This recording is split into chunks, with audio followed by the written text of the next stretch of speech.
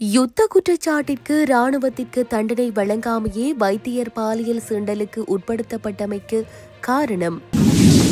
பெண்ணை அவமானப்படுத்திய அர்ச்சுனா எம்பிக்கு எதிராக நடவடிக்கை எடுக்கவுள்ள அரசு. சமூக பொறுப்பு காரணமாகவே நாடாளுமன்றில் பேசினேன், அர்ச்சுனா விளக்கம். இலங்கை மக்களை அச்சுறுத்தும் துப்பாக்கி சூடு கலாசாரம், வெளியான முக்கிய தரவுகள். ஜேவிபி குற்ற செயல்களை ஒப்புக்கொள்கின்றதா? கம்மன்பில விளக்கம். கடற்றொழிலாளர் சமூகத்தால் நிராகரிக்கப்பட்ட சட்டம், எழுந்துள்ள கண்டனம். தொடர்பென விரிவான செய்திகள்.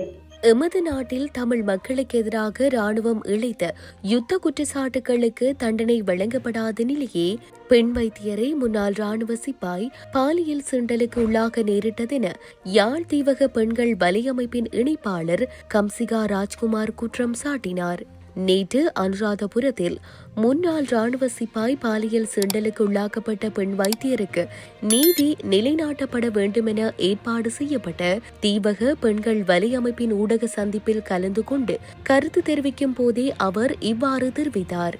அவர் மேலும் தெரிவிக்கையில், நாட்டில் புதிய அரசாங்கம், அதாவது பெண் பிரதமர் பதவியேற்றதன் பின்னர் மகளிர் தின மதத்தான மாதத்தில் அனுராதபுரத்தில் முன்னாள் ராணுவ வீரரினால் பெண் வைத்தியர் பாலியல் சீண்டலுக்கு உள்ளாக்கப்பட்டுள்ளார். இந்த சம்பவமானது ஒட்டுமொத்த நாட்டின் பெண்களின் பாதுகாப்பிற்கு சவால் விடுப்பதாகவும் நாட்டின் சட்டம் ஒழுங்கை சவாலுக்கு உட்படுத்தும் விடயமாக பார்க்கின்றோம். ஒரு நாடு சமூக பொருளாதார கலாசார ரீதியாக அபிவிருத்தி அடைய வேண்டுமானால் அந்த நாட்டில் பெண்கள் பாதுகாப்பு உறுதிப்படுத்தப்பட வேண்டும். நாட்டில் புதிய அரசாங்கம் ஒன்று பதவியேற்றுள்ளது. பெண்களுக்கான பாதுகாப்பு உறுதிப்படுத்தப்படும் என்ற மகிழ்ச்சியான நிலைப்பாடு தற்போது அனுராதபுரத்தில் பெண் வைத்தியர் பாலியல் வல்லுறவிற்கு உட்படுத்தப்பட்டமை மூலம் பெண்கள் மத்தியில் கேள்விக்கு உள்ளாகியுள்ளது. இறுதிச் யுத்தத்தின் போது தமிழ் பெண்கள் பாலியல் சீண்டலுக்கு உள்ளாக்கப்பட்டமை தொடர்பில் சர்வதேச நீதியை தமிழ் மக்கள் கேட்டிருக்கின்ற நிலையில் குறித்த சம்பவத்தை சர்வதேசம் உற்றுநோக்க வேண்டும் என குறிப்பிட்டுள்ளார். நாடாளுமன்ற உறுப்பினர் ராமநாதன் அர்ச்சுனா மீது நடவடிக்கை எடுக்குமாறு சபாநாயகரிடம் சபைத் தலைவர் பிமல் ரத்நாயக்க நேற்று கோரிக்கை விடுத்துள்ளார். சமீபத்திய நாடாளுமன்ற கூட்டத்தொடரின் போது மனித உரிமைகள் வழக்கறிஞர் ஸ்வத்திகா அருள்லிங்கத்திற்கு எதிராக பாலியல் ரீதியான இழிவான கருத்தை வெளியிட்டதற்காக நடவடிக்கை எடுக்குமாறு இந்த கோரிக்கையை விடுத்துள்ளார். நிலையியற் கட்டளை 91G மேற்கோள் காட்டி சபாநாயகரின் விருப்பத்திற்கமைய அவமானகரமான வார்த்தைகள் மற்றும் அவமதிப்புகளை ஹன்சாட்டில் இருந்து நீக்க முடியும் என பிமல் ரத்நாயக்க குறிப்பிட்டுள்ளார். சுவஸ்திகா அருள்லிங்கத்திற்கு எதிரான கருத்து மிகவும் வன்முறையான பாலியல் ரீதியானது. என்னால் அதனை இங்கு முழுமையாக படிக்க முடியாது. ஆனால் இது நிலையியற் கட்டளைகளை மீறியுள்ளதாக தெளிவாக உள்ளது. இது ஒரு ஏற்றுக்கொள்ள முடியாத விடயமாகும். அதற்கான நிலையியற் கட்டளையை நடைமுறைப்படுத்த அல்லது இந்த நாடாளுமன்ற உறுப்பினரின் நடத்தைக்கு எதிராக தகுந்த நடவடிக்கை எடுக்க சபாநாயகரை நான் வலியுறுத்துகின்றேன் என பிமல் ரத்நாயக்க மேலும் தெரிவித்துள்ளார். சமூக பொறுப்பின் அடிப்படையிலேயே ஒரு பெண்ணின் நடத்தை குறித்து நாடாளுமன்றத்தில் பேசியதாக நாடாளுமன்ற உறுப்பினர் அர்ச்சுனா தெரிவித்துள்ளார். நாடாளுமன்ற உறுப்பினர் அர்ச்சுனா ராமநாதனின் நாடாளுமன்ற உரையின் போது பயன்படுத்தப்பட்ட சர்ச்சைக்குரிய சொல்லாடல் குறித்து ஊடகவியலாளர்களால் எழுப்பப்பட்ட கேள்விக்கு பதிலளித்த போதே அவர் இதனை குறிப்பிட்டுள்ளார். இது தொடர்பாக கருத்து தெரிவித்த அவர், குறித்த விவகாரம் தொடர்பான ஆதாரங்கள் என்னிடம் இருக்கின்றன. இந்த விடயம் சம்பந்தமாக அவர்கள் சட்ட நடவடிக்கை எடுக்கலாம். ஒரு இளம் சமுதாயம் அழியும் வகையிலான ஓர் ஆதாரம் என்னிடம் வந்த காரணத்தினால் ஒரு சமூக பொறுப்புடனேயே இதனை நாடாளுமன்றில் பேசினேன் என தெரிவித்துள்ளார். மேலும் சட்டத்தரணி சுவஸ்திகாவை விமர்சித்தமை தொடர்பாக கருத்து தெரிவித்த நாடாளுமன்ற உறுப்பினர், நான் சுவஸ்திகா குறித்து இதுவரை எந்த கருத்தும் நாடாளுமன்றத்தில் தெரிவிக்கவில்லை. இது தொடர்பாக நாடாளுமன்றில் உரையாற்றிய அமைச்சர் பிமல் ரத்நாயக்க குறித்த விடயத்தை ஹன்சாட்டில் இருந்து நீக்குமாறு பேசியுள்ளார். நான் குறித்த நபர் தொடர்பாக நாடாளுமன்றத்தில் பேசவில்லை. எனவே நான் இல்லாத சந்தர்ப்பத்தில் வேறு யாரேனும் நாடாளுமன்றில் அவர் குறித்து பேசியிருக்கலாம் என நினைக்கின்றேன். தவிர சட்டத்தரணி சுவஸ்திகா மீது தனிப்பட்ட எந்த கோபமும் இல்லை என குறிப்பிட்டுள்ளார். இந்த வருடத்தின் இதுவரையான காலப்பகுதிக்குள் 25 துப்பாக்கி சூட்டு சம்பவங்கள் பதிவாகியுள்ளதாக தெரிவிக்கப்பட்டுள்ளது. இந்த 25 துப்பாக்கி சூட்டு சம்பவங்களினால் இதுவரை 11 பேர் உயிரிழந்துள்ளனர். அத்துடன் பலர் காயமடைந்துள்ளதாக போலீசார் தெரிவித்துள்ளனர். அதில் 16 சம்பவங்கள் ஒழுங்கமைக்கப்பட்ட குற்றக்குழுவினால் மேற்கொள்ளப்பட்டவை எனவும் போலீசார் தெரிவித்துள்ளனர். இந்த நிலையில் நேற்று தினம் மாத்திரம் 2 துப்பாக்கி சூட்டு சம்பவங்கள் இடம்பெற்றன.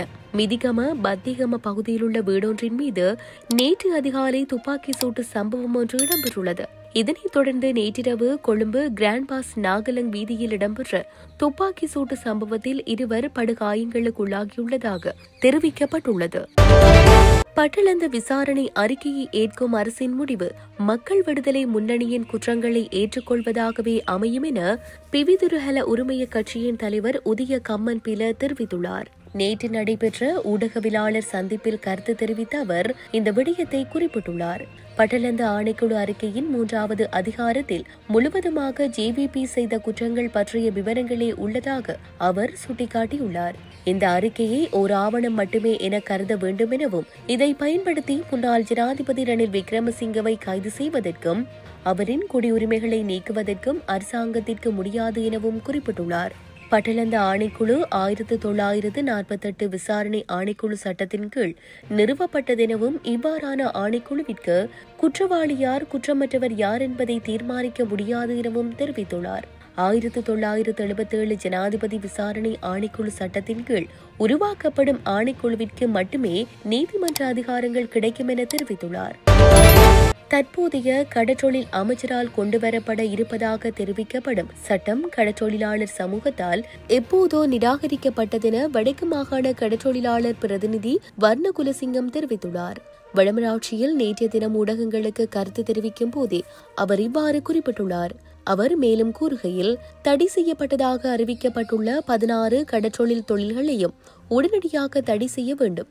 அத்துடன் எதிர்வரும் தேர்தலில் தமிழ் மக்களுக்கே வாக்களிக்க வேண்டும்.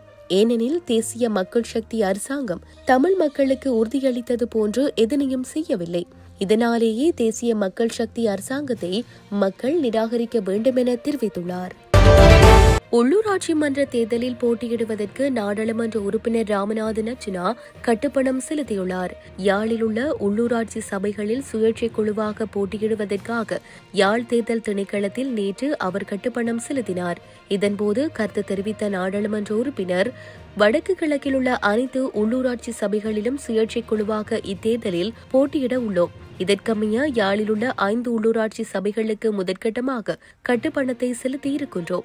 ஏனெனில் உள்ளூராட்சி மன்றங்களுக்கான கட்டுப்பணம் செலுத்துவதற்கு எம்மிடம் போதிய நிதி இல்லாததால் போட்டியிடும் வேட்பாளர்களிடமே அதற்கான நிதியை வழங்குமாறு கூட கேட்டிருக்கின்றோம். அவ்வாறு அவர்கள் வழங்குமிடத்தே அந்த நிதியை நாம் மீண்டும் அவர்களுக்கே கிடைக்கும் என்பதையும் அவர்களுக்கு தெரிவித்திருக்கின்றோம். எமக்கான பணம் வந்த பின்னர் அந்த நிதியை நிச்சயம் மக்களிடமே வழங்குவோம். இதன் அடிப்படையில் வடக்கு கிழக்கு முழுவதும் உள்ள சபைகளுக்கு தொடர்ந்தும் நாம் கட்டுப்பணத்தை செலுத்த உள்ளோம். இவ்வாறு அனைத்து சபைகளுக்கும் கட்டுப்பணத்தை செலுத்தி சகல இடங்களிலும் தேர்தலில் போட்டியிடுவோம் என தெரிவித்தார்.